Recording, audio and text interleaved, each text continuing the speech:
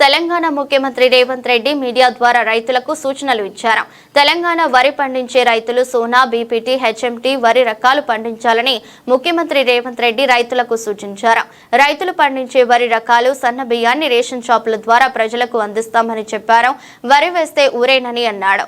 ఆనాడు కేసీఆర్ అన్నారని ఇప్పుడైతే సన్నాలకు 500 రూపాయలు బోనస్ ఇస్తామన్నారు. భవిష్యత్తులో సన్నాలకు తెలంగాణ ప్రభుత్వంచే రైతులకు బోనస్లు ఇచ్చే కార్యక్రమం కొనసాగుతుందని తెలంగాణ ముఖ్యమంత్రి రేవంత్ రెడ్డి తెలిపారు. ఇవ్వక తప్పని పరిస్థితి సృష్టించినము. ఈనాడు సన్న వాళ్ళకి 500 రూపాయలు బోనస్ ఇస్తామన్నాం. వానాకాలం ఇచ్చినాం.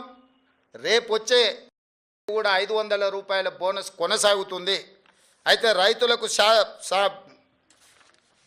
నిపుణులు తెలంగాణ సోనా, బీపీటీ, హెచ్ఎంటీ ఇట్లాంటి వంగడాలు వేస్తే ఎక్కువ ఉత్పత్తి వస్తుంది, రైతులకు మేలు జరుగుతుంది అని చెప్పి కొంతమంది శాస్త్రవేత్తలు మాకు చెప్పడం జరిగింది. అందుకే నేను రైతులకు సూచన చేస్తున్నా. తెలంగాణ సోనా, బీపీటీ, హెచ్ఎంటీ లాంటి వంగడాలు వేస్తే మీకు పంట అధికంగా వస్తుంది. ఇవి తెలంగాణలో ఎక్కువగా తింటారు.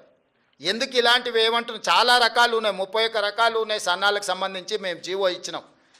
కానీ తెలంగాణలో ఉండే ప్రజలు అత్యధికంగా తినేది తెలంగాణ సోనా, బీపీటీ లేకపోతే హెచ్ఎంటీ.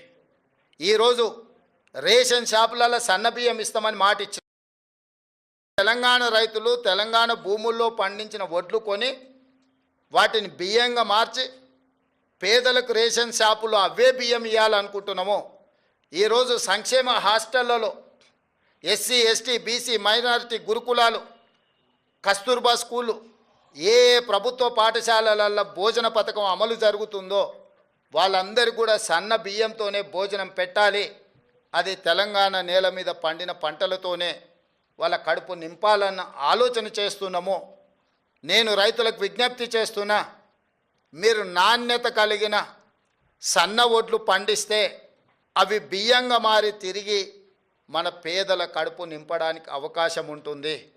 ఈరోజు మీరు పండించే సన్న వడ్లు ఎఫ్సిఐకో ఇతర రాష్ట్రాలకో తరలించకుండా తెలంగాణ ప్రజలకే మళ్ళీ బియ్యం రూపంలో పేదలకే పంచాలనుకుంటున్నాం. కాబట్టి మీరు పండించే పంట మళ్ళీ మన వాళ్ళే భోజనం చేస్తారు. కాబట్టి దాని పట్ల కూడా తెలంగాణ రైతాంగం సన్నాలు పండించాల్సిందిగా నేను సూచన చేస్తున్నా.